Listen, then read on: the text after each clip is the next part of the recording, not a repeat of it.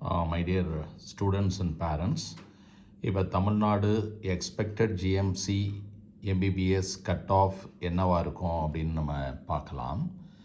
இப்போ நீட் 2025 உடைய actual scores இங்கே காமிச்சிருக்கேன். நீட் 2026 இது வரைக்கும் கிடைச்ச சில அவைலபிள் ஸ்கோர்ஸை இங்கே போட்டிருக்கேன். நம்ம அப்படியே கம்பேர் பண்ணி பார்க்கலாம். ஓகே, ஏதாவது ஒரு நம்பர் ரெண்டு இடத்துலையும் வருதா அப்படின்னு நம்ம பார்க்குறோம். இங்கே ஒரு 158 138, இங்கே ஒரு 158 இருக்குது, இங்கே ஒரு 138 இருக்குது. இந்த ரெண்டு நம்பரை கம்பேர் பண்ணோன்னா போன வருஷம் 625 வந்து 158 ஆல் இண்டியா ரேங்க்கு, இப்போ 690 வந்து 138 ஆல் இண்டியா ரேங்க்கு. கிட்டத்தட்ட பார்த்திங்கன்னா உங்களுக்கு ஒரு டாப்பில் ஒரு 60 மார்க் 65 மார்க் இன்க்ரீஸ் ஆகிருக்கு. 690க்கும் 625க்கும் உள்ள டிஃபரன்ஸ் வந்து 65 மார்க்கு. அடுத்து சேம் நம்பர் அல்லது நியரஸ்ட் நம்பர் பார்த்தோம்னா 1386 இருக்குது இங்கே. அதுக்கப்புறம் இங்கே பார்த்தோன்னா 1492 இருக்குது. ஓரளவுக்கு பக்கத்தில் இருக்குது அப்படின்னு பார்த்தோம்னா இங்கே 600, அங்கே 650.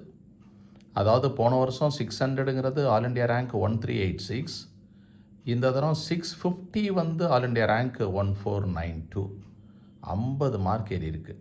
டாப்பில் பார்த்தோம் 65 மார்க், இப்போ 650 கிட்ட நம்ம வரும்போது 50 மார்க்.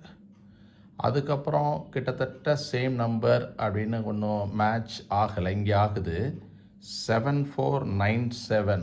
இதையும் நம்ம வந்து இந்த 8130வும் ஓரளவுக்கு பக்கத்தில் வச்சுக்கிட்டோம்னா அங்கே 606, இங்கே 560.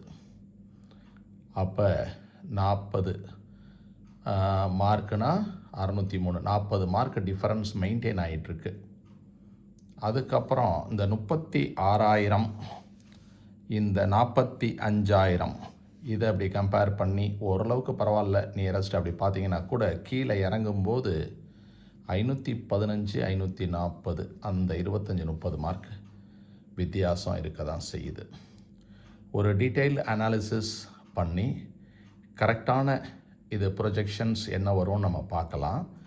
ஆனால் இப்போ நம்ம பார்க்கும்போது போன வருஷத்து கட் ஆஃபை விட இந்த வருஷம் கட் ஆஃப் வந்து ரஃப்லி ஒரு 35 மார்க்லேருந்து ஒரு 45 மார்க்கு அதிகமாகிறதுக்கு வாய்ப்பு இருக்குது அப்படின்னு நமக்கு தோணுது. தேங்க்யூ. நாளைக்கு டீட்டெயில்டு வீடியோ நம்ம பார்க்கலாம்.